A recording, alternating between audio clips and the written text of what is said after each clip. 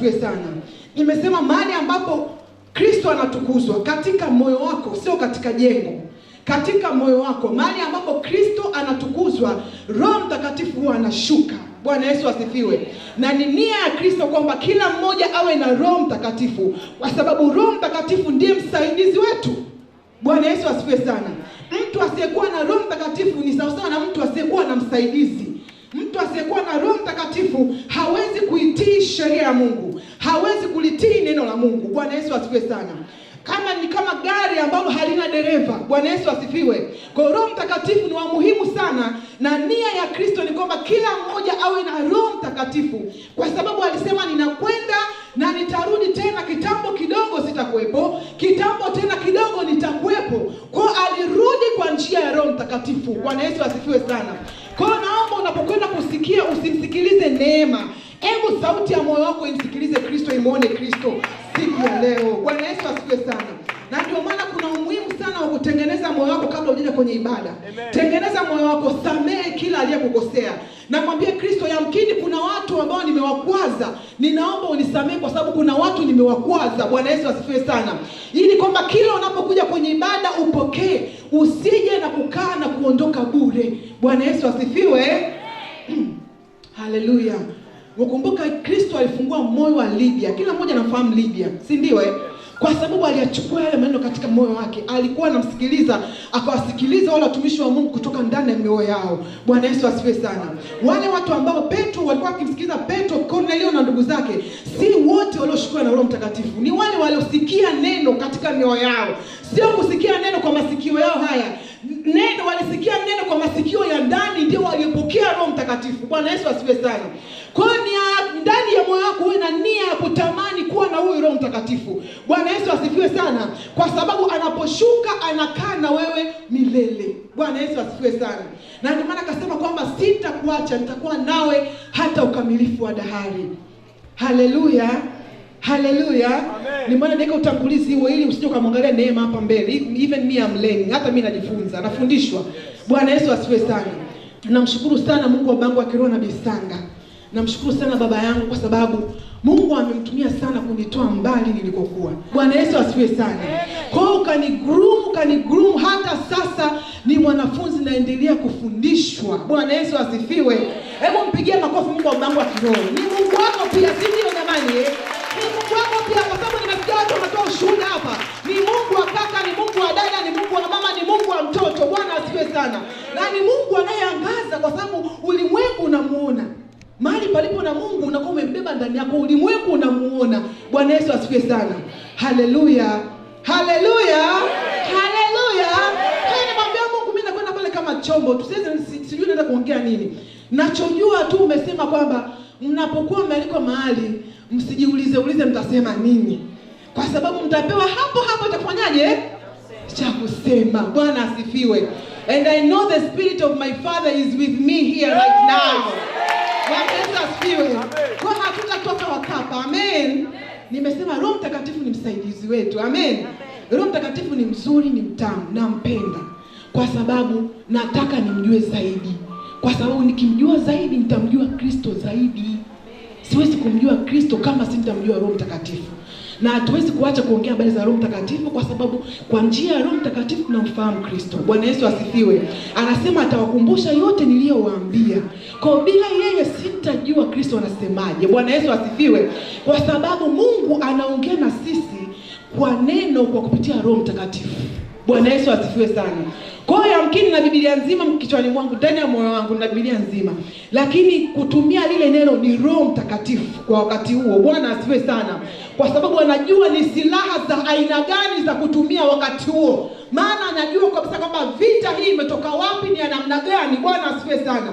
Na ndio maana ni lazima kuwa na Roho Mtakatifu. Na ukiwa naye Roho Mtakatifu mtunze. Bwana Yesu asifiwe sana. Kwa hiyo lazima tufahamu kilicho ndani yetu. Lazima tutambue tulichokibeba ndani ya mioyo yetu. Bwana Yesu asifiwe sana. Haleluya. Tambua ulichokibeba ndani yako. Bwana Yesu asifiwe sana. Tambua ulichokibeba ndani yako. Mwambie jirani yako, tambua ulichokibeba. Tambua uliyembeba ndani yako. Bwana Yesu asifiwe sana. Basi fungua Biblia yako unapokuwa unasoma, masikio yetu ya roho yasikie. Yaani masikio yako ya roho ndio yawe yanasikiliza. Bwana Yesu asifiwe sana. Amen. Kwa sababu moyo huwa hautulii, unafanya namna hiyo kila wakati. Bwana Yesu asifiwe sana. Moyo huwa afanyaje? Hautulii. Aliyekaa mbele yako kwenye kibanio, useme kibanio kimependeza. Leo kavaa nguo nyekundu leo, nguo nyeusi. Dadi kule anakuja leo. Jamani. Mgali anaingia kapendeza. Jamani yule kila siku anachelewa. Yaani moyo wako unapiga kelele. Bwana Yesu asifiwe sana.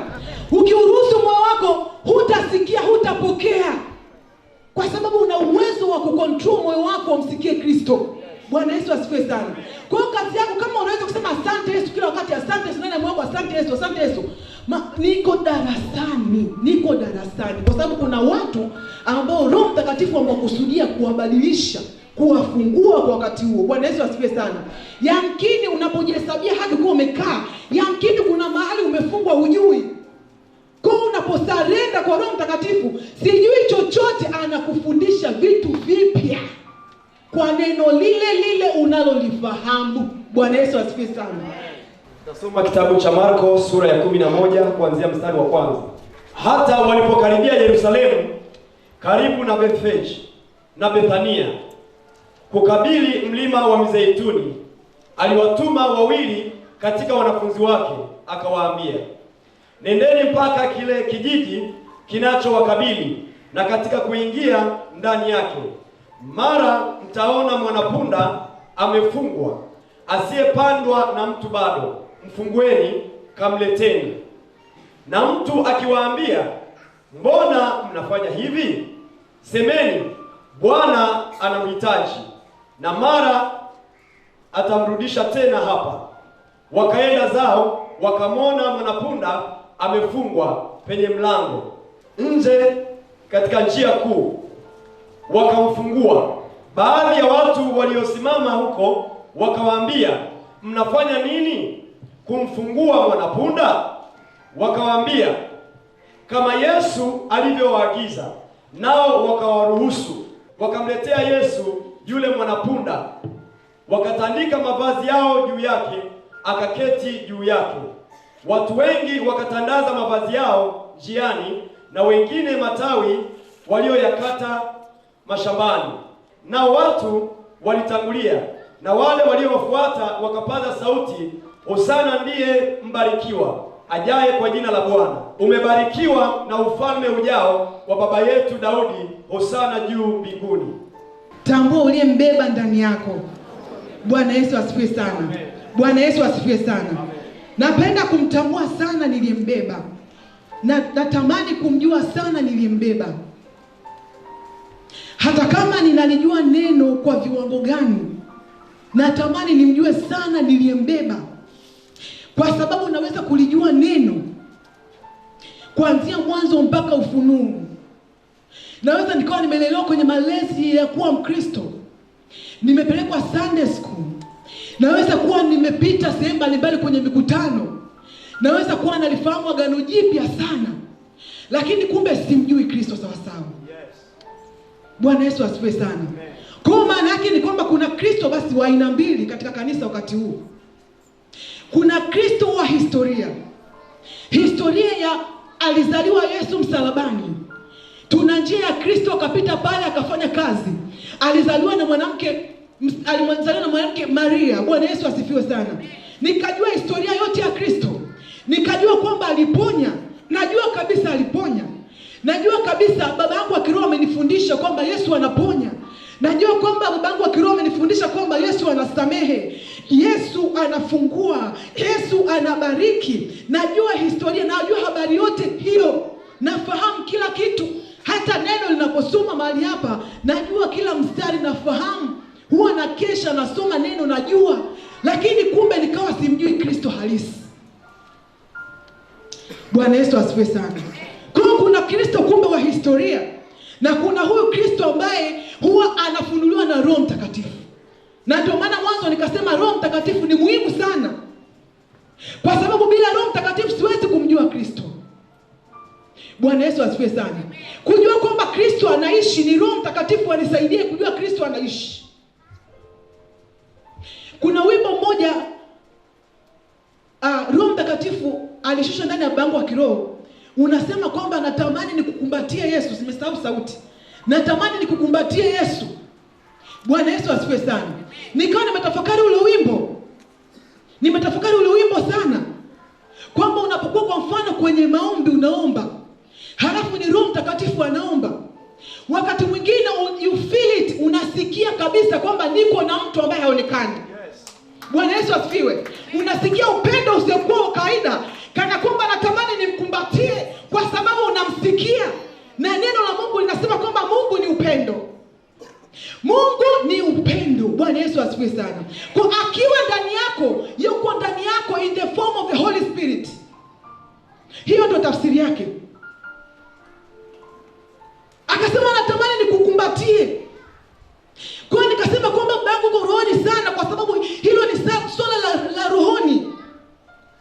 Bwana Yesu asifiwe sana. Kama Mungu ni roho, yanipasa kumwabudu katika roho na kweli. Na kama najua maandiko na kumjua Kristo anafanya, anatenda. Kwa sababu wote wanaomfuata anaofanyia, waliokuwa na njaa na walisha. Bwana Yesu asifiwe sana. Katika lile kundi waliokuwa wanamfuata, akabariki wale samaki na ile mikate. Wale hawakuwa watu wafuasi wa Kristo. Wengine walikuwa wakifuata miujiza, lakini walikula mikate na samaki wakasaza. Bwana Yesu asifiwe sana. Kwa sababu Mungu ni upendo. Kwa hiyo haikumaanisha kwamba watu walikuwa wakimjua Kristo. Haikumaanisha kwamba watu walikuwa wakijua lengo la Kristo duniani. Yamkini waliokuwa wanamfuata mkutano mkubwa wakala samaki na mikate, yamkini baadhi yao walikuwa katika wale walioshika mawe na kumtemea mate. Yamkini walikuwa miongoni mwao, kwa sababu katika mioyo yao hawakumjua Kristo. Bwana Yesu asifiwe sana. Bwana Yesu asifiwe sana. Mtambue uliyembeba. Huyu ni punda. Sema punda. Mimi ni punda. Bwana Yesu asifiwe sana. Mimi ni punda. Wewe ni punda. Neno la Mungu linasema kwamba Yesu akawatuma wawili katika wanafunzi wake. Maana yake ni nini? Maana yake ni kwamba kwa sababu Yesu alikuwa ni Mungu, alishamuona yule punda kule alikokuwa. Na ndio maana akawaambia kabisa kwamba wakiwauliza kwa nini namfungua punda, semeni Bwana ana haja naye. Bwana Yesu asifiwe sana. Kwa hiyo nimekuja hapa kama mwanafunzi tu wa Mungu anabisanga. Nimetumwa na baba yangu. Bwana Yesu asifiwe sana. Kwamba nenda kamfungue punda njia panda. Bwana Yesu asifiwe. Najua kwamba si mimi ninayeongea, bali ni yeye anaongea. Na kama ni yeye anaongea, kuna mtu anafunguliwa mahali. Bwana Yesu asifiwe sana. Kwa mimi ni mwanafunzi tu, nimetumwa kamfungue punda. Bwana Yesu asifiwe sana. Wale waliruhusiwa kumchukua yule punda kwa sababu kulikuwa na neno nyuma yao la Kristo mwenyewe kwamba kamfungue punda. Kwamba jibu ni moja tu, kwamba Bwana ana haja naye. Bwana Yesu asifiwe sana. Na walipojibu vile wakaruhusiwa kumchukua punda. Bwana Yesu asifiwe. Ifahamike kwamba punda alikuwa amekaa njia panda. Yamkini amekaa muda mrefu njia panda. Watu wanapita pale, wengi wanamwona ni mnyama tu. Watu wanapita pale, wanamwona ni mnyama wa kawaida, ipo njia panda. Ni eneo ambalo walikuwa wamejaa watu tofauti tofauti. Bwana Yesu asifiwe sana. Bwana alikuwa na haja na yule punda. Kilichotokea baada ya kumpanda punda ni nini? Bwana Yesu asifiwe sana.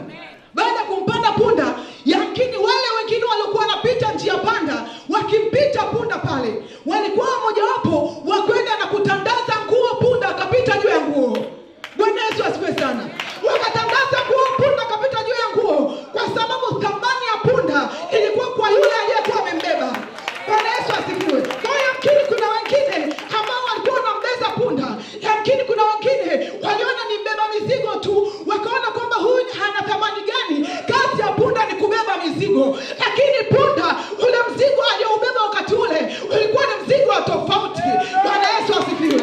Kwa hiyo yamkini umebeba mizigo mingi, umebeba mizigo ya magonjwa, umebeba mizigo ya uchawi, umebeba mizigo ya mizimu, umebeba mizigo ya namna mbalimbali. Kila ukisoma hauendelei mbele. Lakini Yesu anasema ukinibeba tambua umebeba cha thamani, lakini tu tambue kwamba umenibeba. Bwana Yesu asifiwe.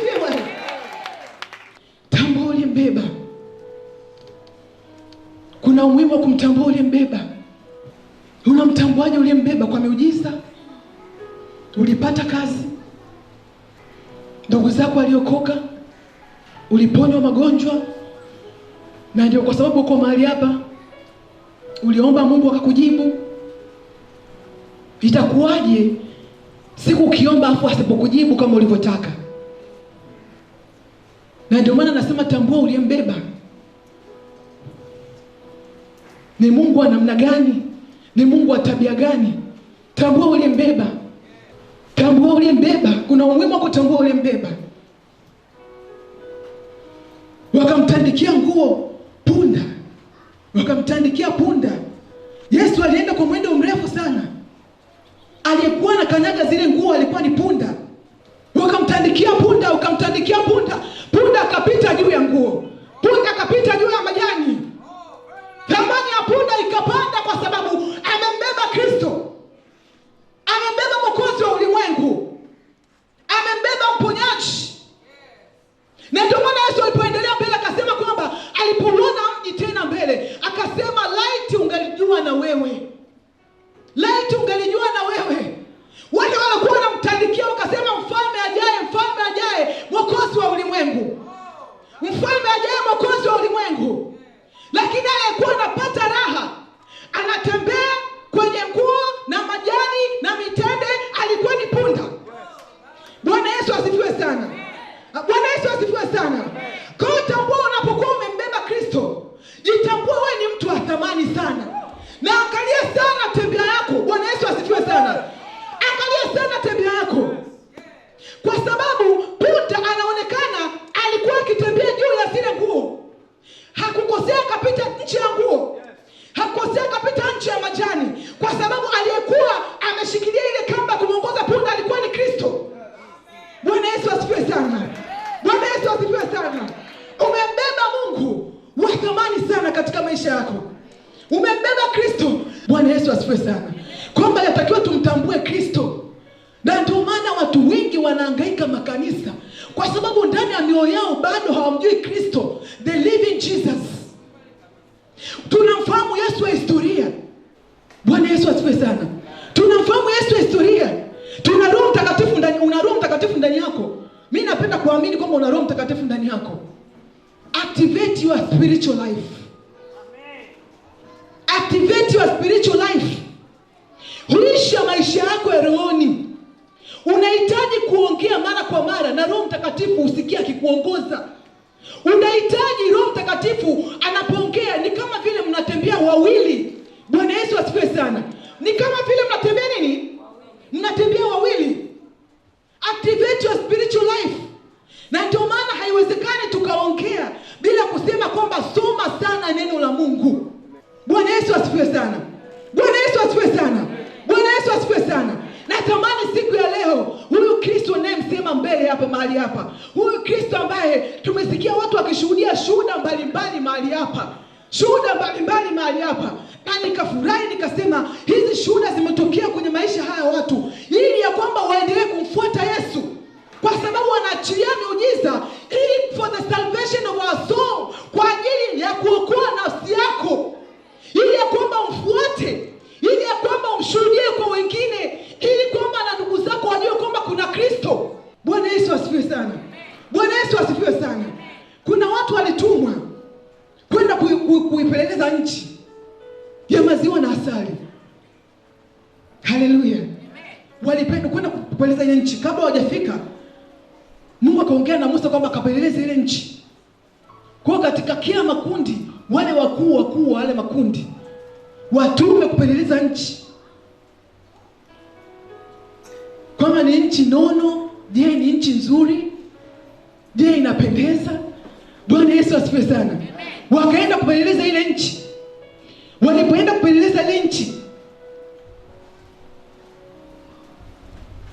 wakaona kweli ni nchi nzuri. Wakachuma na vishada vya zabibu wakaleta. Bwana Yesu asifiwe sana. Walipohitajika sasa kutoa taarifa ya kule walikokuwa, tunataka Joshua na Caleb walisimama sawa sawa. Bwana Yesu asifiwe sana. Hawa kuipeleleza nchi. Kwa hiyo Roho Mtakatifu kana nifundisha kwamba kama umeokoka, umembeba Kristo ndani yako, ni mtu ambaye amekuchagua kuja kuipeleleza nchi. Je, ndani ya Kristo kuna kitu gani? Bwana Yesu asifiwe sana. Ndani ya Kristo kuna kitu gani? Unapompokea Kristo tu awe Bwana mwokozi wa maisha yako, maana yake ni kwamba umemkubali kwamba Kristo tawala maisha yangu, na maana yake ni kwamba umetangaza vita na adui. Bwana Yesu asifiwe. Kwa sababu yoyote aliyembeba Kristo ana attract vita, kwa sababu unakuwa sasa kinyume na ulimwengu. Sema kinyume na ulimwengu, kinyume na dunia. Kwa vita itakayo kufuata wakati mwingine sio kawaida, kwa sababu tu ni neema ya Mungu inatupigania, na kusudi lake ni kwamba uiache njia ya Kristo. Bwana asifiwe sana. Kwa umechaguliwa kwenda kuipeleleza nchi, umekuwa mwakilishi kwenda kuipeleleza nchi, umeingia ndani ya Kristo.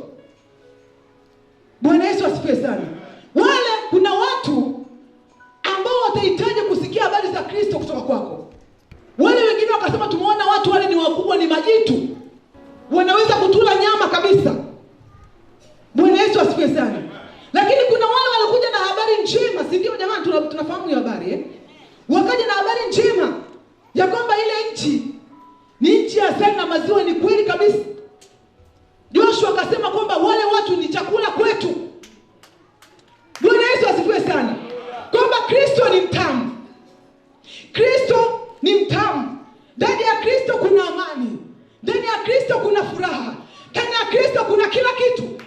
Na kila vita ninaokutana nao nikiwa ndani ya Kristo ni chakula kwangu, kwa sababu nimembeba Kristo ndani yangu. Bwana Yesu asifiwe sana. Kwa tatizo linakuja kwamba niliyembeba, sijui thamani niliyembeba. Kuna maneno nataka kuongea na shindwa. Kristo ni wa thamani. Tunajua kwamba ni Mungu, tunajua kwamba ni mkuu, na kwa yeye dunia iliumbwa na vitu vyote. Bwana Yesu asifiwe. Lakini natakiwa nitambue ukuu wa Kristo. Kwa mfano mdogo, na mapochi, labda nimebeba dola kadhaa, naelekea bureau de change. Bwana Yesu asifiwe. Sasa huo mkoba ni mdogo kidogo, kwa hiyo naweza kama na mkoba mkubwa zaidi kidogo. Ninapoenda kuchukua hela ya Tanzania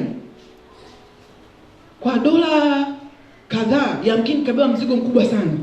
Kwa hiyo nimeingia bureau de change na pesa kidogo tu, zinaonekana kidogo, lakini nikitoka natoka na mzigo usio kwa kawaida. Mimi binafsi ni siri yangu, najua kwamba huko ndani kuna nini. Bwana Yesu asifiwe sana. Lakini ninapokuwa natembea nikiwa sijiamini kabisa. Kwa sababu ninapotoka bureau de change, mkoba wako unakuwa umetuna kiasi kwamba natamani ningekuwa na mzigo mwingine. Naogopa tu kwamba watahisi kwamba nina hela kwenye mzigo mwingine. Kwa hiyo nitaweka kwenye pochi yangu, kwa sababu waone kwamba ni pochi yangu ya kawaida niliingia nayo. Bwana Yesu asifiwe sana. Kwa natoka na fedha mzigo, lakini nitatembea kwa speed isiyokuwa ya kawaida. Hata na taxi nitakayopanda, nitaangalia vizuri kwamba napanda taxi ya namna gani. Je, hawa watu ni salama? Ama kama nimetoka benki nimebeba hela kutosha, na hakikisha kwamba nikienda benki nakuwa na kijana kwenye gari. Kwa ninapopaki gari pale, wanajua siko peke yangu. Najua kuna kiasi fulani cha hela nakwenda kuchukua benki. Bwana Yesu asifiwe. Maybe ada au kitu gani, fedha zina mipango fulani. Kwa najua nimechukua fedha, nipo ndani ya gari. Lakini ninapokwenda nitakata kona sijui ngapi, na kuangalia kwa side mirror hakuna anayenifuata nyuma yangu. Hiyo ni fedha tu inayonunulia nguo, viatu, bangili, chakula. Ni fedha kawaida. Bwana Yesu asifiwe sana. Nitailinda fedha kwa gharama yote. Bwana Yesu asifiwe. Nitamchukua na kijana nitaenda naye, ili kwamba chochote kisinipate, niko na mwanaume kwenye gari. Ni binadamu wa kawaida tu. Bwana Yesu asifiwe sana. Lakini Yesu aliye ndani yangu niliyembeba, najua kwamba ana rehema, ana msamaha. Kwa hiyo najua kwamba hata nikisema uongo, nitaenda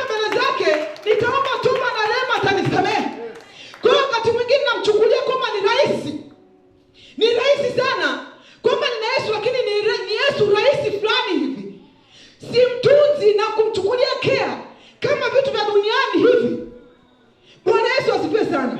Je, maisha yetu yako namna hiyo? Ndio maana nikasema tuko darasani. Bwana Yesu asifiwe. Nimesema tuko darasani. Umeenda kwa sonara. Unajua kabisa nimeingia kwa sonara. Watu wameniona naingia kwa sonara. Naingia kwa sonara, najiandaa na wedding ama na kitu chochote. Nimeingia kwa sonara, nimetoka. Yamkini hakuna aliyejua kwamba nimenunua dhahabu kwa sonara. Lakini ninapotoka pale, wasiwasi nilionao sio wa kawaida. Kwa sababu ya thamani ya dhahabu niliyobeba. Yamkini nimenunua cheni ama pete ya kawaida tu. Bwana Yesu asifiwe sana. Tuangalie maisha yetu ya kawaida na namna ambavyo Wakristo hatujitambui kwamba tumembeba Mungu, muumba vyote.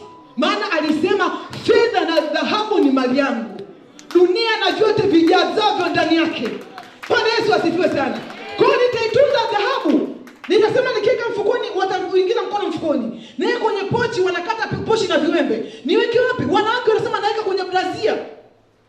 Maana hawezi kunikata. Hiyo ni thamani ya gold. Bwana Yesu asifiwe sana. Bwana Yesu asifiwe sana. Kuna kitu cha thamani cha kutunza sana ni Kristo aliye ndani yangu. Kwa sababu yeye ndio thamani ya vyote vijazavyo dunia na ulimwengu. Bwana Yesu asifiwe sana. Kumbe kitu cha kutunza sana ni wokovu. Unajua nini wokovu limezuilika sana? Nini wokovu limezuilika sana? Kwa sababu tu kuna toba na rehema. Akauliza akasema kwa sababu neema hiyo ipo, kwa hiyo tuendelee kutenda dhambi. Tuendelee kutenda dhambi kwa sababu neema ipo. Akasema la hasha. Si kwa sababu neema ya kurudi, ya kutubu ipo, tuendelee kutenda dhambi, la hasha. Somebody is approaching you. Umempa wasaa wa kumsikiliza. Unapokuwa umemsikiliza, tayari umeshaingia kwenye temptation. Baada ya kufanya uzinzi, unasema Mungu ni Mungu wa rehema, ni mwingi wa huruma. Tungekuwa tunamtunza Kristo hata kwa size tu ya thamani ya gold, hata kwa size ya thamani ya gold, tungekuwa mbali sana. Kwa sababu the moment you know Christ is that same moment utamthamini na utaanza kuona ninavyomthamini, simthamini vya kutosha. Bwana Yesu asifiwe sana. Unaanza kuona simthamini vya kutosha. Na tumana wa Kristo wa sasa watutambue wakati wa kunyiliwa kwetu. Kwa sababu Roho Mtakatifu anasema atatukumbusha na mambo yajayo, atatupasha habari yake. Wakati mwingine anaongea kwa uchungu, unasikia uchungu ndani yako, unasikia kufurukuta kuomba, lakini kwa sababu you are not taking these things very serious na akuupa thamani, unapuuzia hiyo sauti, unapuuzia hiyo hali. Kinapotokea kitu, baada ya kumwambia mwanangu nilikwambia ukusikia. Alikuwa akiongea kwa uchungu ndani yako. Kuna wakati unasikia uchungu, unashindwa kusettle down. Kila ukifanya hichi, hauwezi kuendelea kufanya. Unasema kuna shida gani? Mbona nasikia hii hali? Mbona nasikia hii hali? Na unasikia kabisa kwamba solution ya hii hali ni kwenda kupiga magoti na kuomba. Lakini hatuombi. Kwa hiyo hata wakati wa kunyiliwa kwetu, unapokuwa unakuja, hatuna habari. Labda kuna ajali mbele. Unataka mpaka dadi ya kuambia kanisani kwamba kuna ajali mbele. Roho Mtakatifu yuko ndani yako. Kwa unaposikia ile hali, kazi yako ni kwenda kwanza kwenye maombi. Omba toba na rehema, atakuongoza namna kuomba. Kumbe unaepusha ajali mahali fulani. Bwana Yesu asifiwe sana. Akasema kwamba ungetamani akupasayo amani. Ungetambua wakati wa kunyiliwa kwako. Kuna wale watu ambao walitokea wawili. Nikitafakari habari ya wale watu kila siku, naambia Bwana Yesu nisaidie sana. Wakati habari imeenea mji wote wa Yerusalemu kwamba huyu Yesu aliyefufuka. Wale watu wanasemezana, walikuwa wawili, walikuwa wakienda kijiji kingine, yapata masaa mawili kutoka hapo mpaka kijiji kingine. Kutoka Yerusalemu mpaka wanakoelekea 2 hours. Kwa sababu hatujui thamani ya tuliyembeba. Tunachukulia vitu rahisi sana. Kwa sababu hatujajua thamani ya tuliyembeba. Wakati mwingine tunachukulia rahisi kwa sababu ya challenge tunazopitia. tunapitia challenge mpaka macho yetu yanapofushwa, hatumuoni Kristo halisi tena. Unaweza usijue kama uko nje ya njia, umeshatoka nje ya njia, unaweza usijue. Bwana Yesu asifiwe sana. Kwa wakaanza kuongea habari za Yesu Kristo, wakasema kwamba sisi tulijua ya kwamba huyu atakuwa ni mkombozi wa ulimwengu, mkombozi wa Israeli, atatukomboa, atakuwa ni tegemeo, na kumbe walimuua. Bwana Yesu asifiwe. Hawa yamkini Wayahudi tu ambao wanalitambua neno, wanatambua habari za manabii, wanatabiri kuhusu Kristo. Bwana Yesu asifiwe sana. Wanalijua neno, wanaijua Torati. Wakati wanasemezana pale, wanaongea, wanasemezana pale, neno la Mungu likasema kwamba Yesu akawatokea. Pamoja na kwamba walikuwa wanaongea habari za Yesu, lakini macho yao yakawa yamefumbwa, hawakumtambua kwamba yeye ni Yesu. Akasema, mnaongea vitu vya namna gani hapa? Na alipoajibu, utasoma utaelewa pale. Kwa muda wa masaa, muda mrefu sana, wanatembea na Yesu katikati yao na wasimtambue kwamba ni Yesu. Bwana Yesu asifiwe sana.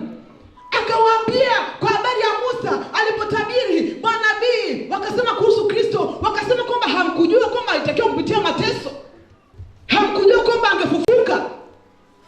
Kwa muda wa masaa mawili wakutambua kwamba Yesu yupo katikati yao, hawakujua. Bwana Yesu asifiwe sana. Mpaka alipoingia kwao, akamega mkate, akaubariki, wakawapa, wakala, macho yao wakafunguliwa, wakajua kumbe tulikuwa na Yesu masaa mawili, njia yote tulikuwa naye pamoja. Bwana Yesu asifiwe sana. Kwa ni maisha ambayo tunaishi wa Kristo.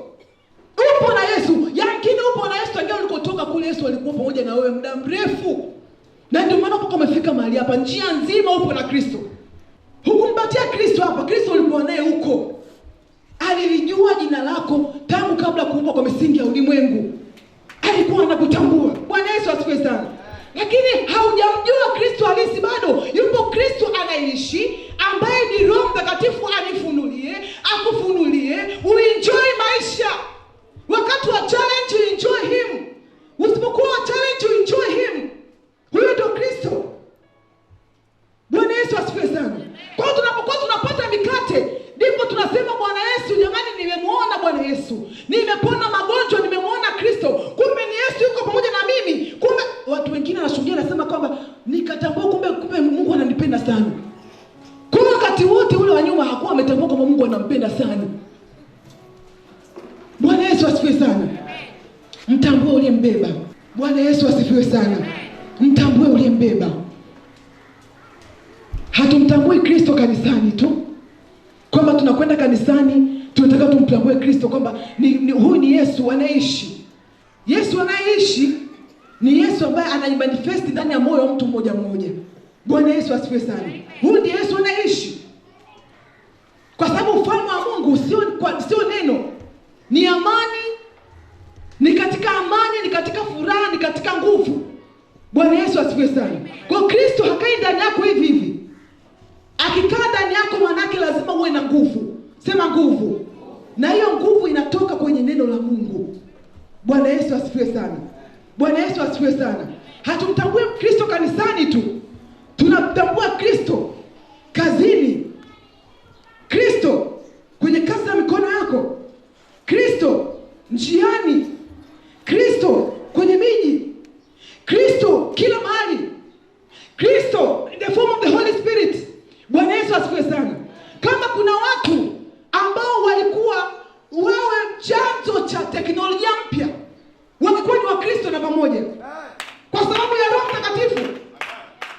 Anasema nitakufundisha na kukushauri njia utakayoielekea.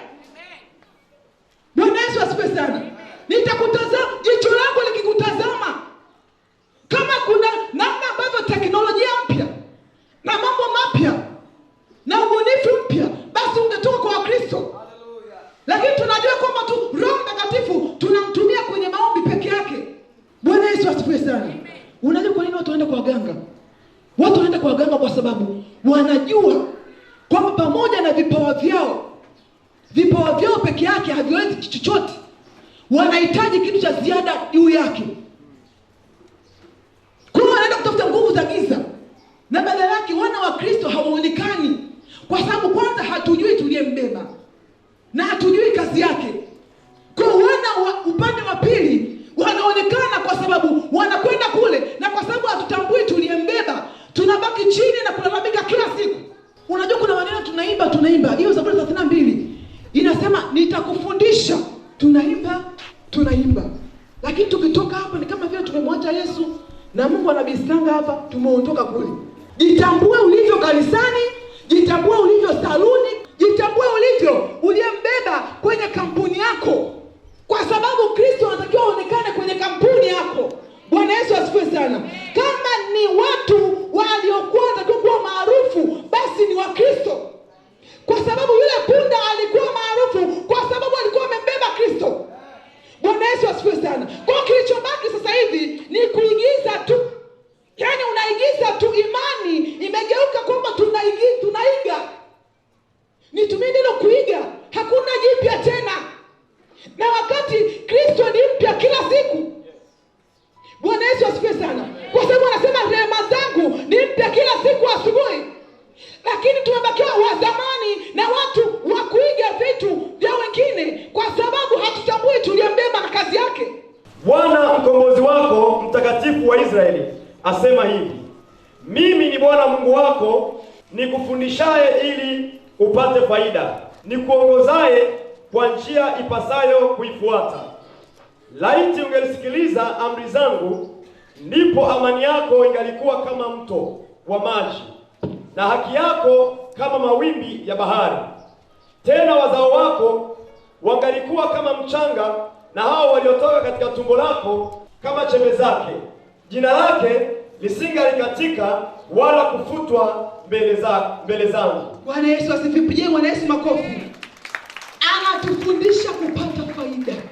Anasema kama ukilishika amri zangu, hapo ndipo eneo ambalo watoto wengi wa Mungu sisi hatutaki. Labda tunataka lakini hatuko serious.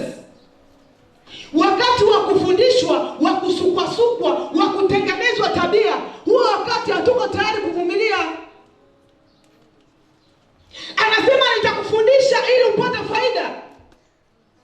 Anasema kwamba mimi ni njia, kweli na uzima. Bwana Yesu asifiwe sana. Yesu ni njia, kweli. Nimempokea Kristo kuwa Bwana Mwokozi wa maisha yangu. Kweli kujifunza kweli na kupata maarifa, hapo sivumilii wala siko tayari. Kwa hiyo wengi tunambeba Kristo, lakini wengi tunapenda shortcuts. Bwana Yesu asifiwe sana.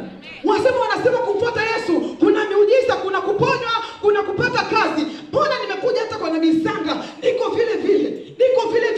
Badala yake sasa ninasemwa, ninafanyaje, napata vita. Mbona niko vile. Unasahau kwamba Kristo hamaintain kitu ambacho hajakitengeneza. Bwana Yesu asifiwe sana. Tunampokea Kristo kwa sababu ni njia. Baada ya kumpokea Kristo, kujifunza kweli, kupata maarifa. Maana maarifa ipo kwenye kweli. Hekima ipo kwenye kweli. Tabia zote za zamani zinaondolewa kwenye kweli. Bwana Yesu asifiwe sana.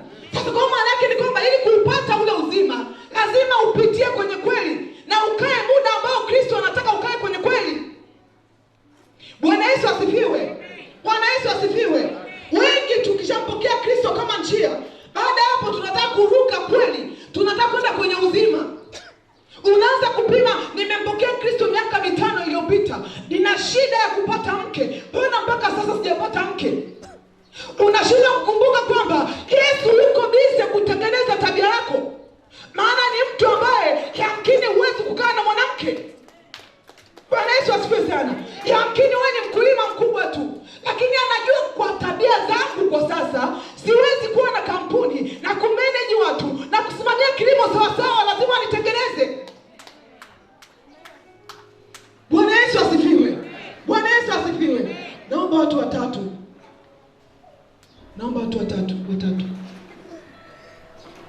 Kuna hii kitu nilifundishwa na baba yetu wa kiroho, naipenda sana. Inanitia moyo kwamba yani niendelee kuwa na utayari wa kukaa hapo kwanza. Kwa sababu anajua anaponipeleka. Kwa anajua sijui nini na kile najua na kile sijui. Anajua kabisa kwamba kiburi, atajivuna huyu. Nikikiachilia atanitukanisha jina langu mitaani huyu. Kwa lazima nikae kwenye shule ya kweli kwa muda ambao anautaka yeye. Sitakata tamaa kabisa. Ule ufunuo aliyetufunulia baba yetu wa kiroho siwezi kusahau mpaka leo. Bado nipo kwenye kweli, maana najua kwenye njia nimeshatoka tayari. Nilimpokea Kristo kuwa Bwana na Mwokozi wa maisha yangu, nikaingia kwenye kweli.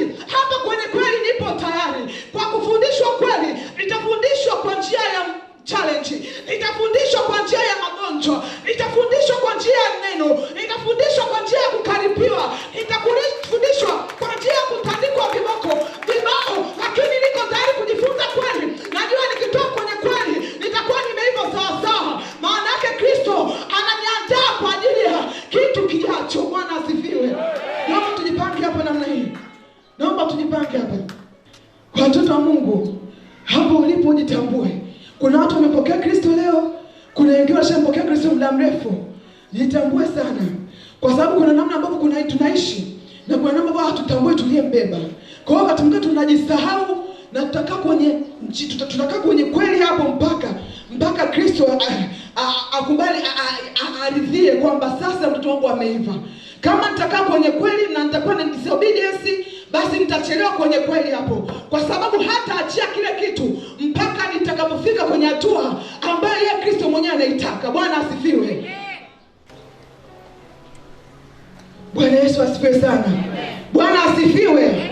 Ulimpokea Kristo kama Bwana na Mwokozi wa maisha yako kwa sababu ulijua kwamba ni njia. Bwana Yesu asifiwe sana. Yamkini dada yetu asifiwe hapa, ni njia, ni Kristo. Huyu ni Kristo. Bwana Yesu asifiwe. Kristo ni njia, kweli na uzima. Bwana asifiwe sana. Kwa hiyo nikasikia kwamba ukienda kwa Kristo challenge za ndoa yako zitaisha. Ukienda kwa Kristo kuna upendo, kuna uzima, kuna furaha. Ukienda kwa Kristo magonjwa yataondoka. Lakini kumbuka nimekwambia huyu Kristo alikujua tangu kabla ya kuumbwa kwa misingi ya ulimwengu. Amekuchora katika vitanga na mikono yake. Anajua njia zako unapoingia na unapotoka. Huyu ni Kristo ambaye anajua njia zako. Alijua njia zako. Na ndio maana ukajikuta huko mahali hapa. Kwa Kristo tu alikuwa na wewe kila ulikopita. Alikuwa na wewe kule kanisani ulikotoka. Makanisa kuu uliyopitia alikuwa pamoja nawe. Kuna namna ambavyo alikuwa anakupitisha, anakufundisha. Bwana asifiwe sana. Anakufundisha kila mahali ulipopita. Hapakuwa bure kwa sababu ulikuwa ndani ya chumba cha historia ya maisha yako.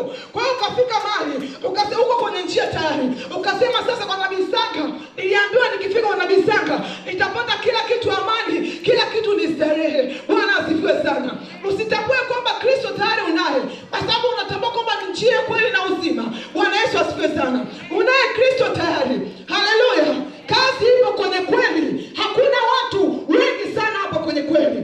Hakuna watu wengi kwenye kweli. Watu ambao wako kwenye kweli, wengine walitoka kwenye kweli, ndani ya mioyo yao wanakimbilia kwenye uzima bila kujua kwamba kweli bado haiko sawasawa ndani ya mioyo yao, kwa sababu hii kweli automatically yenyewe tu inakupeleka kwenye uzima, kwa sababu wanasema utafuteni kwanza ufalme wa Mungu. Utafuteni kwanza ufalme wa Mungu na haki yake, na haya yote mtazidishiwa. Kwa hiyo huwezi kuzidishiwa bila kuwa na ufalme ndani yako. Kwa hiyo hapa kwenye ufalme utakaa kwa muda unaotakiwa. Lakini wewe ni mtumishi wa Mungu ukakaa miaka 20 hapa, usipojitambua kwamba una kitu kikubwa ndani yako, unaweza kukaa miaka 30 kwa sababu utambui uliyembeba ndani yako. Kwa hiyo ndio kazi ya kweli. Hiyo ndio kazi ya kweli. Watu wengi sana wanaingia kwenye njia hapa, lakini wengi wanaishia njiani kwa sababu hawakutambua kwamba kuna kitu kinaitwa kweli.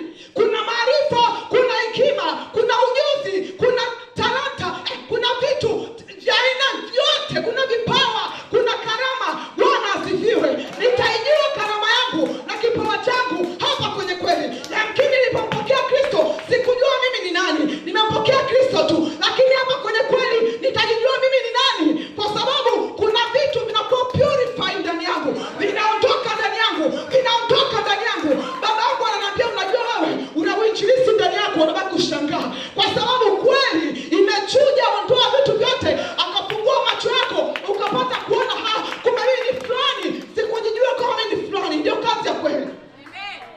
Bwana asifiwe. Bwana asifiwe sana.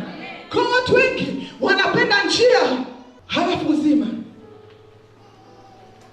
Watu wengi wanapenda njia na baada ya njia uzima. Na akishampokea Kristo ataendelea kuomba kwa sababu alifuata mikate. Ataendelea kuomba huku akipima majibu ya maombi yake baada ya kuomba.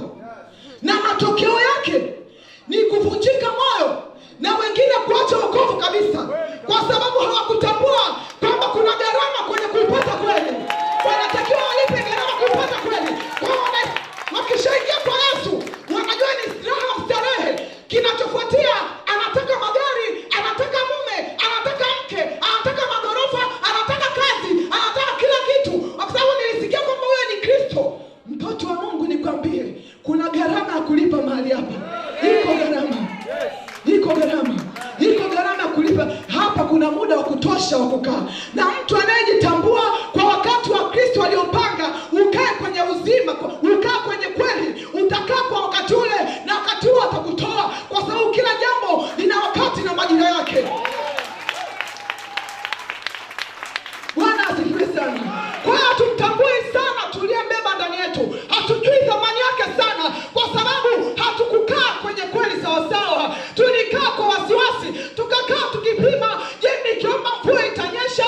Je, nikiomba watoto, mbona sikupata watoto? Mbona mpaka sasa sijapata mume? Mungu anajua kabisa huwezi kukaa na mume. Ile ndoa itaishia miaka 5. Ukutaka kukaa hapa kuvumilia, utaangalia umri. Sio Kristo angaliapo maidia. Ukikaa kwenye kweli sawa sawa, anakutengeneza unakuwa mke wa kutamanika na kila mtu anatamani. Bwana asifiwe. Njia uzima. Jina la Kristo linatukanwa sana hapa. Wanasema kuna kile mbona nilienda hakuna kitu. Wanasema kuna kile mbona nilienda hakuna kitu. Ipo kweli. Ipo kweli. Mama Mwinji. Kweli. Ipo kweli. Bwana Yesu asifiwe. Ipo kweli. Yalitaka kunipata mimi, yalinipata vizuri sana. Kila wakati napenda kutoa ushuhuda wangu kwa sababu najua nikiongea namna hii I glorify the name of the living God. Yalitaka kunipata baada ya kuachana na kazi. Alinitoa kwa mkono wenye nguvu ile kazi. Baada ya kutoka kwenye kazi, nikaingiliwa na kitu kinaitwa mawazo. Sasa ulisema nakutumikia alafu unakuwaje? Ninakutumikia alafu unakuwaje? Kwa wakati wa mawazo, nikaa napanga vitu vingi sana. Kwamba mkini Mungu atafanya 1, 2, 3. Lakini kuna siku baba yangu akaniambia neno akasema, kumbuka utakapoacha kazi, kuna muda wa kukaa na Mungu magotini pa Kristo, kujifunza magotini pa Kristo. Bwana Yesu asifiwe sana. Kwa mawazo yalipokuwa yamejaa sana, siku moja Mungu akamfunulia historia yangu kuanzia mwanzo mpaka mwisho. Akaniita akasema, sikiliza mwanangu, nimeona mmoja nikamwambia ni kweli kabisa. Ni mtu ambaye sikupenda kukaa tu. Niliwahi kuuza karanga mpaka shule ya sekondari ya serikali. Naenda karanga ndani ya mkoba wangu. Bwana Yesu asifiwe sana. Na sikuona hivyo aina yote. Kwa sababu sikupenda kukaa bila shule. Kwa hiyo kumbe ni kitu ambacho kwa ndani yangu. Kwa hiyo nilikuwa na historia ya maisha namna hiyo tu. Kwa hiyo nilipotoka hapo, nikaona kwamba sasa nakuja kushinda kanisani. Nikasema what is this? Nikasema what is this? Kwa akanitia moyo, lakini najua alikuwa ananiombea sana. Ilikuwa ni ngumu. Mtoto wa Mungu usikia, lakini ni ngumu, ilikuwa ngumu sana. Ilikuwa ngumu sana. Kwa sababu nilikuwa nasafiri sehemu mbalimbali za nchi, ilikuwa ngumu sana sana. Bwana Yesu asifiwe sana. Lakini naamini kwa maombi yake alinifanya nikakaa. Kwa sababu yamkini nilipoanza kuja, nilikuwa nimekaa lakini kama sijakaa. Nimekaa bado sijakaa, nasema si kitu gani sielewi. Kitu gani sielewi. Bwana asifiwe sana. Lakini si kwa sababu ya mawazo yangu na matamanio yangu. Kwa hiyo Mungu alinipeleka kwenye uzima, hapana. God's time is the best. Bado niko hapa. Bwana asifiwe sana. Bado niko hapa. Haijalishi nitaomba nitalia kiasi gani. Bwana anataka biashara, nataka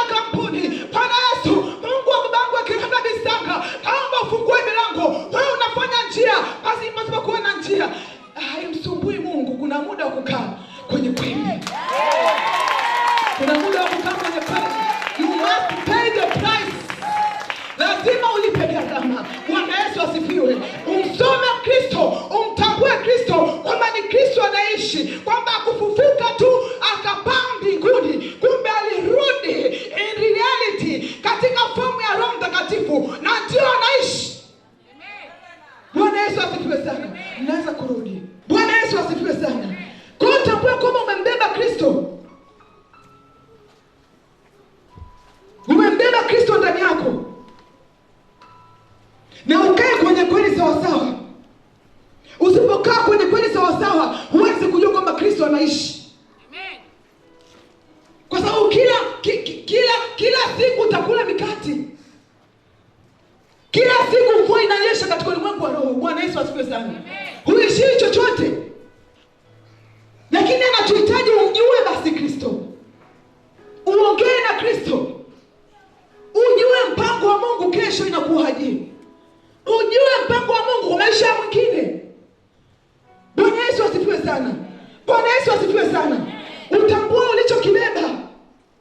Watu ambao walitambua waliyembeba ni watu ambao walimtangaza Kristo na ukajulikana ukuu wake.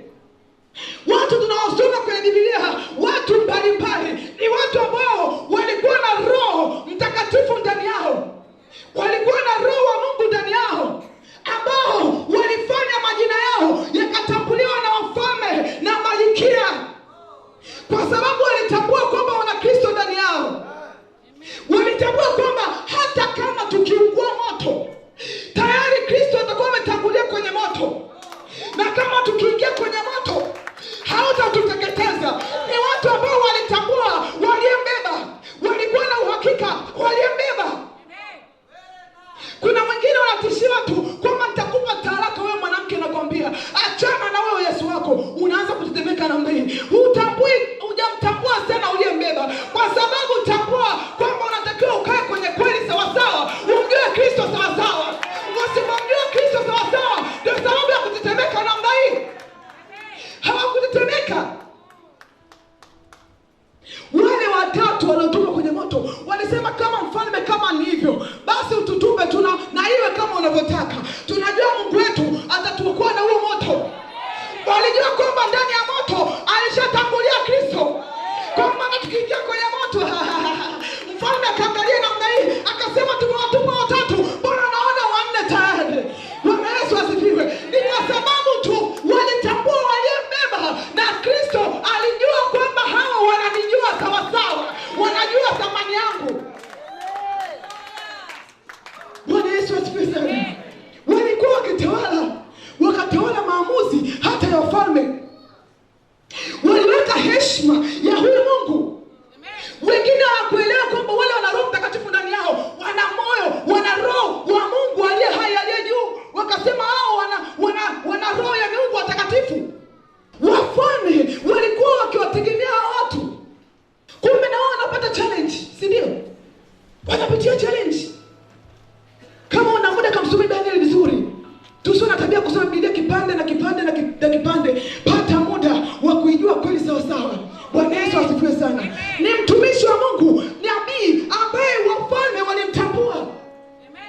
Walimtambua wafalme, na katika kila ufalme walimtamani kumpandisha, kumweka kwenye vyeo vya juu, ili kwamba wasipate hasara, kwa sababu tu ya roho iliyo ndani yao.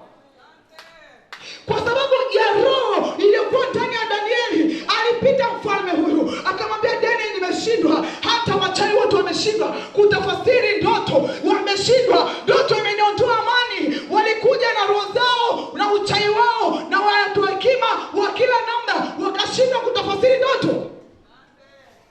Bwana asifiwe sana. Lakini Danieli alifungua fumbo. Kwa nini? Kwa sababu ya roho wa Mungu ndani yake.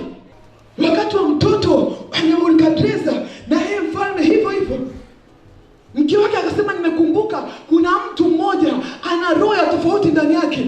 Huyo mtu alikuwa msaada kwa baba yako. Wakamtafuta Daniel tena. Bwana Yesu asifiwe sana. Mfalme aliyefuatia naye Daniel akaendelea kung'ara kwa sababu ya roho wa Mungu ndani yake. Mbona umezimika na uko pale benki? Umezimika, haumwoni Kristo. Umezimika kwa sababu wakati mwingine unasema Mungu ni mwenye rehema, ni mwenye huruma, nikienda kuomba toba na rehema atanisamehe. Kwa hiyo kama kuna fedha zinagawanywa zilitolewa rushwa, na wewe unakuwa mmoja wapo, kwa sababu unasema nitakwenda kuomba toba na rehema. Bwana Yesu asifiwe sana. Umezimika, umewasha taa, umeweka chini ya pishi, kwa sababu huwezi kukemea uovu tena. Kama zilikuja fedha, watu walitoa fedha za rushwa, na wewe unafanya kazi benki, wamekuja kuomba mtaji, labda wanakuja kuomba mkopo ama kitu gani, wakatoa rushwa, unakuwa mmoja wapo wa kupokea rushwa iliyotolewa. Utaongea na nani kuhusiana na Kristo baada ya hapo? Bwana Yesu asifiwe sana. Una biashara yako unafanya, hiyo biashara kweli una Kristo, ulishakuokoka, una Kristo ndani yako, umejaa Kristo kabisa. Wakati mwingine una biashara yako, anakuja mteja, mashine ya TRA inafanya kazi na humpi risiti ya TRA. Unajua kabisa nimechukua faida yangu, bei ya manunuzi ya bidhaa, bei kununulia, na nimechukua kodi ya serikali. Utamwonaje Kristo kwenye biashara yako?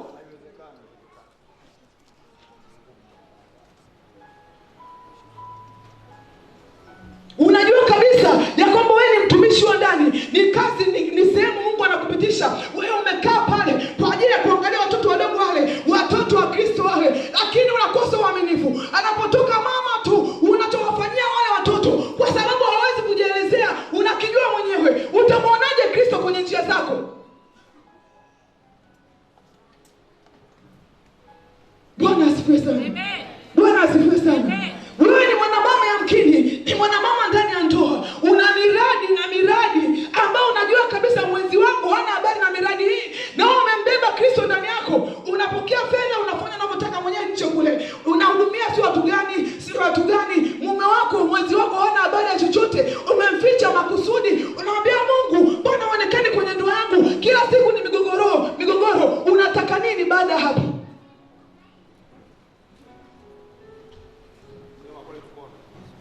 Wewe una kampuni, unahitaji tenda mahali mbalimbali, unasema nimeombewa sana na dani, lakini unajua kabisa ya kwamba kila ofisi ukienda kuomba tenda, kuna namna ambavyo unatoa tip kwa wale ambao wanapitisha tenda. Unajua kabisa. Utamwonaje Kristo kwenye shughuli zako? Utamwonaje Kristo? Haya ni maisha ya kawaida tunaoishi kila siku. Unajua kabisa umepanda daladala, umepanda mwendo kasi, unaelewa kabisa kwamba kondakta amesahau labda kuchukua nauli na unashuka. Unajua Roho Mtakatifu anakukumbusha unaposhuka kwenye ngazi ya basi namna hii, hujalipa nauli, na unasema Mungu anajisema umeniona, yangu imebaki. Utamwonaje Mungu kwenye shughuli zako? Ile ni haki ya mwenye basi. Unajua hilo kabisa. Maana yake ni kwamba hujui thamani uliyembeba, kwamba hujui kwamba anajua una shilingi 2,000 tu mfukoni, na unapolipa ile nauli huko unakokwenda hujui utapanda gari na kitu gani, lakini ile safari aliruhusu yeye. Hutambui uliyembeba ndani yako, hutambui thamani ya uliyembeba ndani yako, hutambui kwamba natakiwa kila wakati kuipiga dhambi na kuhakikisha kwamba sijadili dhambi kwa namna yote, na kama nikiteleza ni kwa sababu mimi ni mwanadamu tu, na kwa sababu sijaumbwa kwa mkamilifu, lakini sitaka kabisa kufanya makusudi. Kwa tutakuja kanisa, tutaimba, tutabubujika machozi. Of course hapa kuna uwepo wa Mungu.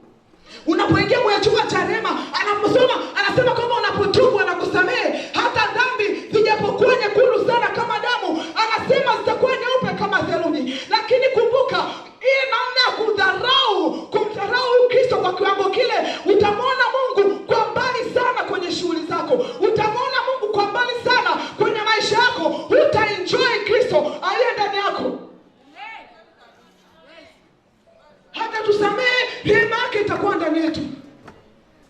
Na baba yetu akatufundisha, akasema kwamba ni kweli Mungu anasikia maombi yetu, ni kweli kabisa, lakini kumbuka kwamba utakuwa mbali na Mungu. Bwana Yesu asifiwe sana. Utakuwa mbali na Mungu. Yule amevaa kile, yule kapata kile, yule kapata kile, yule kapata kile, natamani na mimi nikipata, kwa sababu we are not content. Mtu ambaye amejaa Roho Mtakatifu ndani yake na yuko sambamba na Roho Mtakatifu, anamthamini Roho Mtakatifu, ameridhika kwa kila chochote anachopitia, kwa sababu anasema haya ni maisha ambayo Kristo ameyaruhusu kwenye maisha yangu. Bwana asifiwe sana. Anasema Kristo ameruhusu kwenye maisha yangu, maana yake ni kwamba amependa nipite hapa, nitapita kwa amani na lakini sikuona kwamba ukapata kile na mimi nakitamani, ili kapata kile na mimi nakitamani. Hatujui tuliyembeba kwamba ni mmiliki wa dunia. Yeye anamiliki kila kitu, yeye anamiliki kila kitu, na kwa sababu yeye ni tajiri na mimi ni tajiri, napitia wakati huu kwa sababu ametaka nipitie. Kuna kitu ananifundisha. Haleluya, haleluya, haleluya, haleluya. Hivi unanielewa kweli, mtumishi wa Mungu? Unanielewa mtoto wa Mungu? Unanielewa mtoto wa Mungu? Ndio mara nyingi ukipokea simu, uko wapi, unasema niko hapa kona tu, niko hapa kona tu, niko hapa kona tu, na karibia basi haya, kumbe bado uko Mwenge. Kuna vitu tunafanya ambavyo ni tunaona ni vidogo, lakini vinapunguza mahusiano yetu na Mungu, vinapunguza ukuu wa Mungu kwenye maisha yetu. Jamani, Bwana Yesu asifiwe sana. Vinapunguza ukuu wa Mungu kwenye maisha yetu. Kuna mizaha ni mingi sana.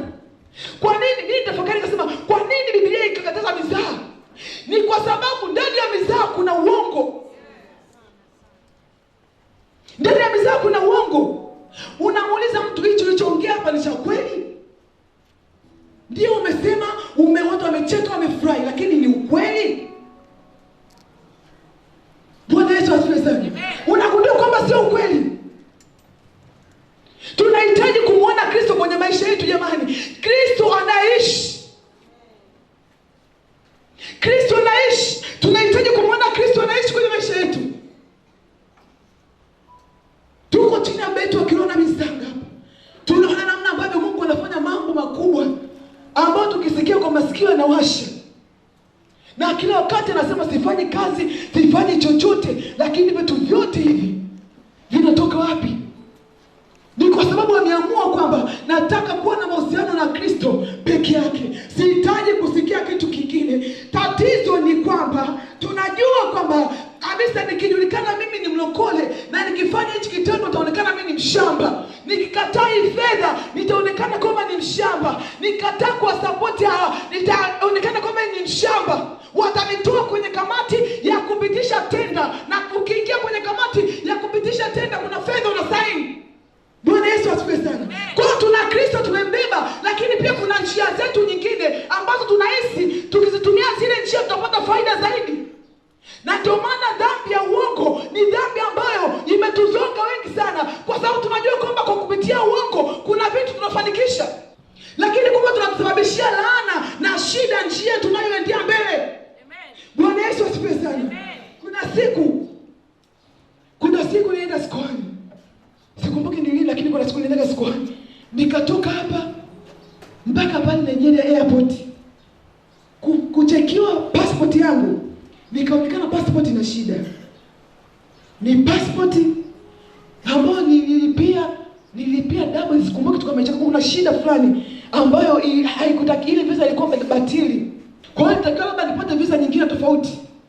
Bwana Yesu asifiwe sana. Kwa hiyo tayari ndege ilishatua, tayari nipo kwenye foleni ya kuclear zile passport. Akaniambia passport yako ina shida. Akaniambia Neema, una shida gani? Nikasema anasema hivi na hivi, akajielezea yule kaka. Tukawa tumemuelewa. Kwa hiyo vipi? Akaniambia wazi kabisa. Akamwambia coordinator hapa, akasema you need to give me $100. Dola 100. Hebu pata mazingira, nilipitia mtihani. Kuna mahali tunapita, tunasema nikiongea uongo pote ile pote. Nikiongea uongo utakuwa umenisaidia. Kwa sababu tunakuwa hatujui kwamba Kristo aliye ndani yetu ni mpiganaji. Amen. Kwa hiyo aliposema coordinator alipotamka tu, kwa haraka watu wamejaa sana, wamezonga, kila mtu anataka kuclear passport yake.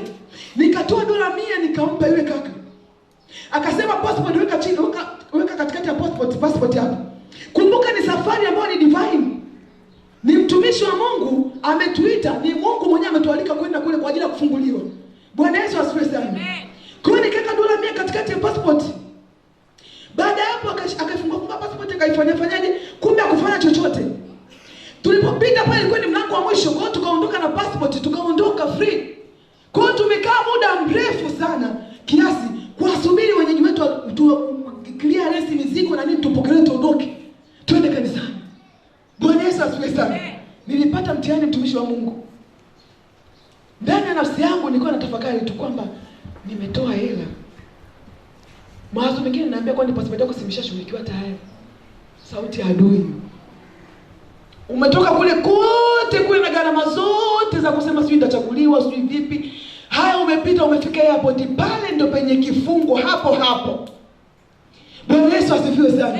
Kwa hiyo nikachukua passport yangu, tukaendelea tukapanda kwenye gari ya kuelekea kanisani. My dear, Mungu anatupenda sana. Amen. Na ujue kabisa anatufuatilia yani sana. Amen. Tumekaa kwenye gari, akaja mtu asikoa ni ndani kwenye gari, tumeshakaa. Tumechoka kuangaika safari nzima. Akaja mtu pale. Tunaomba kuona passport zenu. Nikawa free na amani. Nikatoa passport yangu. Bwana Yesu asifiwe sana. Amen. Alipocheki kumbe yule ni mtumishi wa Mungu ndani ya Skoani. Ni mtenda kazi, lakini inaonekana yule ni mtaalamu wa mambo ya passport na nini? Amen. Ni mambo ya visa. Akaniambia passport yako ina shida. Akasema tunasitisha kila kitu. Naomba unyanyuke uende pale immigration ilipotokea. Kondita akasema tuende, tukaenda. Yeye akawa kumbe hakufanya chochote, tukawa tumetawaki pale. Akasema mmepitaje pale? Mmepitaje pale? Ndani ya moyo wangu sasa hapo sasa ni baada ya kukwama sasa hapo tunamuita Kristo hapo sasa hapo. Bwana unafanya njia mahali pasipokuwa na njia. Unafanya njia mahali pasipokuwa na njia. Niko naongea mwenyewe, Kondita naongea mimi simsikizi, unafanya njia mahali pasipokuwa na njia. Unafanya njia. Tunamkumbuka Mungu baada ya kufanya uovu tukijua kwamba kwa njia hii batili tutapita mahali kwa sababu ya upeo wetu mdogo wa kumwelewa Kristo. Hatujui kwamba anaweza kufanya njia. Bwana ni neno ambalo watu tunalimba kila siku. Kwamba anafanya njia mahali pasipokuwa na njia. Najua hilo neno nimekariri toka Sunday school. Lakini tu kwa sababu bado sijafunuliwa ndani yangu. Roho Mtakatifu listiki ndani yangu na ni trust lile neno lifanyike kuwa uhai kwenye maisha yangu. Na ndio maana naweza kutumia njia zangu tofauti. Mbadala. Kwa hiyo tukarudi pale airport. Tumeona pa kuanzia wapi? Tukakumbuka jina ofisi ile kaka. Shida nini? Shida nini? Tukasema passport. Ni nani anahudumia? Kuna mtu alikuwa hapa. Kumbe naye baada ya kupokea hela aliondoka mara moja. Bwana Yesu asifiwe sana. Kwa hiyo tukakaa pale, wakaanza kututisha, wakasema hivi, yaani kwa kosa hili la passport, huyo mtu hayupo. Kinachofuata hapa wakatumana, nenda kaangalia kama ndege aliyoshuka nayo bado haijaondoka. Tunakurudisha, hiyo ndio sheria ya passport ya airport. Unarudi hapa airport. Tunakupandisha ndege unarudia nayo, urudi nayo maana ndege inarudi Ethiopia. Bwana Yesu asifiwe sana. Lakini Mungu aniwaajabu sana, ndege ilikuwa imeshaondoka tayari. Asema una bahati ndege imeondoka. Baada ya muda kumbe walikuwa wanasiana yule jamaa alichukua hela. Wakamwambia wale wanajuana sema njoo kuna kitu kimebunguluka. Akaja pale. Akacheki na mimi akanikumbuka. Akanifuata nilikuwa kwenye kona, hapo kwenye kona. Naambia Mungu unafanya njia. Mungu unafanya njia. Lakini nimeshasema dhambi za tayari. Nilishatoa rushwa tayari. Bwana Yesu asifiwe sana. Kwa mwisho wa siku ikawaje? Akanifuata akaniambia don't mention anything about money. Don't mention anything about money. You will be in trouble. Yani akanitisha kweli, utaingia kwenye shida. Usiseme kabisa kwamba ulitoa fedha. Na anajua mimi ni mgeni nimetoka nchi nyingine. Akanikaripia kwa nguvu. Ndani ya moyo wangu nasikiliza tu, lakini ndani ya moyo wangu nasema hivi, nitasema kweli. Kuna sauti inaniambia hivi, sema kweli. Sasa nilipokuwa ananiambia namna hiyo, sikujua kama kutakuwa na kikao. Kwa hiyo kumbe mara moja watu wa Skoani wakaona kuna tatizo ambalo limeshindwa kutatulika pale, wakamkonsulti mkuu wa airport. Alikuja mama mmoja, hapa hakuna mtu mwenye umbo kama namna hiyo. Pande la mama lina nyota. Mnene namna hiyo anatembea. Na bodyguard wanamfuata. Tukaingia kwenye chumba pale hapo, chumba kama vile cha hukumu, yani peupe ni mimi na wao tu. Bodyguard ni mama mwenyewe. Tulipoingia mahali pale, akaniuliza swali moja tu. Did you give any money? Swali hili nikasema yes. Nikapata amani. Ulimpa nani? akasema ndipo alikuwa anadumia. How much? $100. Lakini wakati alikuwa anambia usiseme kuhusiana na hela kule nje, aliamua kuingia mfukoni na kunirudishia. Kwa hiyo akaniambia usiseme kama ulitoa fedha. Lakini nilipoingia ndani kule, ulitoa fedha kwa mtu wote? Ndio. Lakini alinirudishia. Nimekuuliza, ulitoa hela kwa mtu wote? Ndio. Haya. Akaanza kuomba, we are very sorry, tunaomba tusamehe. Akaipiga simu mara moja, kijana njoo, escort mama, naomba please nenda pale kapate visa nyingine mpya pale, na ilikuwa less than 100. Nikaondoka na amani. Akamuita yule kaka mbele yangu pale pale, akamwambia lazima should write a letter na elezea kwa nini ulipokea rushwa. Akanyanyuka na bodyguard wakaondoka. Lakini ningesema sijampa yote fedha, kama vile yule adui aliyemtumia yule kaka kule nje kuniambia, ningerudi sijui ningekuwa mgeni wa nani, kwa sababu yamkini pale kuna kamera. Kongo nyingine kwenye shida, tena ukaitukanisha jina la Kristo, unaenda kwa TB Joshua, he's a Christian, he's a man of God, and you are lying. Bwana Yesu asifiwe sana. Kwa ndio maisha tunaoishi wa Kristo. Tunaona kwamba kuna njia zetu za kutusaidia kitu. Nahitaji kazi, tunachukua msemo wa mtaani kwamba Mungu anasema jisaidie na mimi nitakusaidia. Unaanza kutoa rushwa kwa HR. Unatoa rushwa kwa watu wanakutia majina ya watu wanaoajiriwa. Unatoa rushwa jeshini, nataka mwanangu aende jeshini, nataka mwanangu aende chuo cha ualimu, lakini credit hazijatimia. Tunatoa fedha kidogo. Tunasababisha laana sio kwako tu, mpaka kwa yule anayekwenda kusoma tayari. Shida. Na tunakesha usiku kucha tukisema Mungu tusaidie, Mungu tusaidie, Mungu anabisanga. Unaposema Mungu anabisanga, you must understand, Mungu anabisanga ni Mungu wa upendo, utakatifu na utii. Maana yake ni kwamba kuna utakatifu. Kwa hiyo Mungu anabisanga, anatembea na watoto wa Mungu ambao ni watakatifu. Utakatifu maana yake nini? Maana yake Roho Mtakatifu yuko ndani yako, anapokuzuia kufanya dhambi unasikia. Kwa hiyo kama nimemwita Mungu anabisanga, hajasikia, unasema Mungu anabisanga, lakini matendo yako ni contrary na Mungu anabisanga. Matendo yangu ni contrary, hayaendani kabisa na Mungu anabisanga. Bwana Yesu asifiwe sana. Tambua uliyembeba.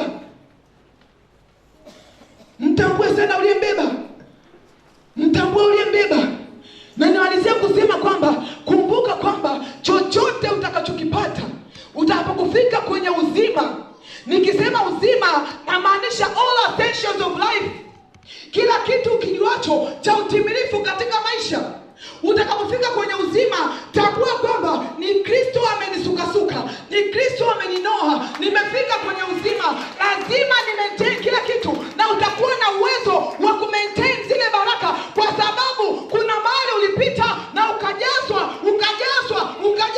Kwa hiyo kila kinachokuja kwako ni kidogo, hakifanani na Kristo uliyembeba. Bwana Yesu asifiwe sana. Kwa Kristo anadumisha, anafanya kidumu kila kitu ambacho amekupatia yeye mwenyewe, kwa sababu kuna mahali ulipita ukakubali kupitishwa. Kama dhahabu isivyokuwa safi isipopita kwenye moto ikayeyushwa na kila uchafu ukaondolewa. Bwana Yesu asifiwe sana. Kwa Kristo anatunza kila ambacho alikitengeneza mwenyewe.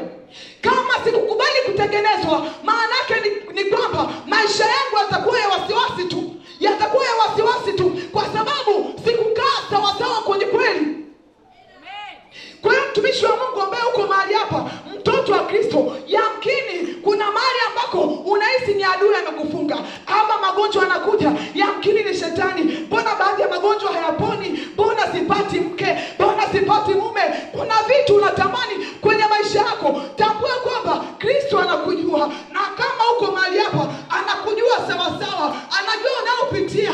Wakati wa Bwana ndio wakati mzuri zaidi, kwa sababu utakachokipata ni Kristo atakayekuwezesha kukifanya kiwe kiwe muda mrefu, kidumu muda mrefu, kwa sababu kuna wakati ulikubali kujifunza na kumjua Kristo sawa sawa. Kwa mashaka yamekuwa mengi sana kwenye kanisa, kwa sababu hatukutaka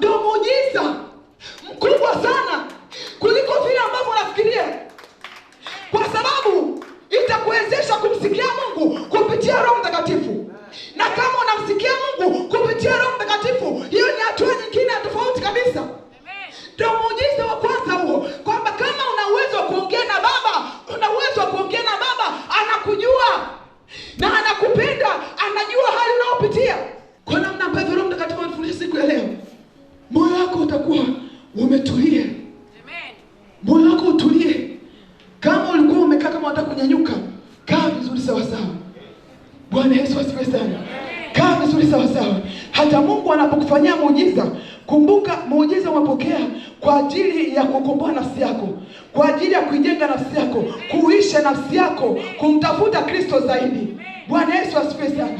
Na hata kama nikipokea muujiza na kama sina kweli ndani yangu, hiyo muujiza mwaka ujao nitarudi tena kwa shida ile ile, kwa sababu hakuna kitu ambacho kiko pale juu kama mwamvuli wa kutunza kile ambacho nilipokea. Bwana Yesu asifiwe. Bwana Yesu asifiwe sana. Kwa hiyo yamkini macho yangu yamefungwa, yamkini macho yangu yamefungwa kwa challenges. Ndio nina Kristo ndani yangu, lakini kuna mali napitia, yamkini kwenye ulimwengu wa roho. Macho yangu yamefungwa, labda nakuto kusamehe. Nakumbuka niliyotendewa juzi jana, mwaka uliopita, hiyo ni shida. Ndio kweli nilipokea Kristo, lakini bado nimefungwa mahali kwa sababu tu ya kuto kusamehe, kwa sababu tu ya wivu, kwa sababu tu ya uchungu. Kuna wanawake kwa mfano wana uchungu kwenye ndoa zao. Yamkini uliolewa ama nimeolewa katika nyumba ambayo nimekuta baba na watoto tayari. Bwana Yesu asifiwe sana. Yamkini kuna watoto tayari mahali pale, na ni watoto wakubwa tu. Nikaingia pale, labda nikakaa muda tu na mimi bila kupata mtoto mahali pale. Bwana Yesu asifiwe sana. Yamkini kuna watu wakubwa tu pale, kwa hiyo kukuta baba amekupatia watoto zaidi. Kuna watu wanawake wanapitia shida za namna hiyo, ana Kristo ndani yake, lakini ameshindwa kuibeba ile kitu. Imekuwa ni uchungu na ndugu la muda mrefu sana. Kwa hiyo huwezi kuambia chochote watoto, hata ukionyesha mapenzi ya kiasi gani, huwezi kuaccommodate ile situation. Ukimsemesha mtoto anamwambia baba yao ni ugomvi mkubwa sana. Hichi ninachokwambia ni kitu ambacho sio kwamba natunga hadithi. Na kina mama wengi wanapitia shida hii.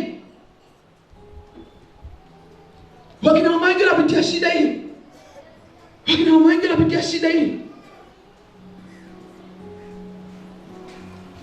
Kwa amembeba Kristo, lakini uchungu mwingi ndani ya moyo wake. Uchungu mwingi ndani ya moyo wake. Uchungu mwingi ndani ya moyo wake. Bwana Yesu asifiwe sana. Amen. Anashindwa kuaccommodate ile hali. Unafika mahali unamsikiliza mama, unasema Bwana Yesu, nahitaji uingilie ndoa za watoto wako. Ingilia ndoa zetu hapo kwenye ndoa hapo. Na namna ambavyo unaendelea kukumbatia machozi na uchungu, ndio namna ambavyo unamuona Kristo kwa mbali sana. Sio kwamba ukiomba akusikii. Bwana asifiwe sana. Sio kwamba ukiomba akusikii. Hiyo ni shida kubwa sana. Uchungu. Kila ukijaribu kumwambia samehe, fanya hivi, kumbatia watoto ni wako, wewe ni mama, anasema kwa sababu hujui ninachopitia. Kwa sababu hujui ninachopitia. Lakini kuna mahali tumefungwa. Hata tukikemea mapepo yanatoka mapepo, lakini nikirudi nyumbani nakutana na hali ile ile.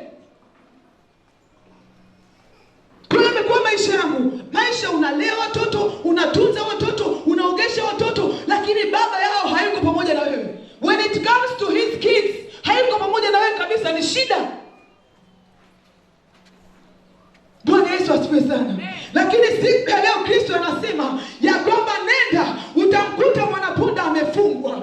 Anasema mfungueni. Wakiuliza kwa nini mnamfungua, mwambie Bwana ana haja naye. Hebu simama kwa miguu yako. Wakiuliza kwa nini mnamfungua, mwambie Bwana ana haja naye. Ipo damu ya Yesu Kristo yaweza kufungua watoto wa Mungu kutoka kwenye vifungo vya namna mbalimbali. Keep watching POG Family TV. Jesus Christ loves you.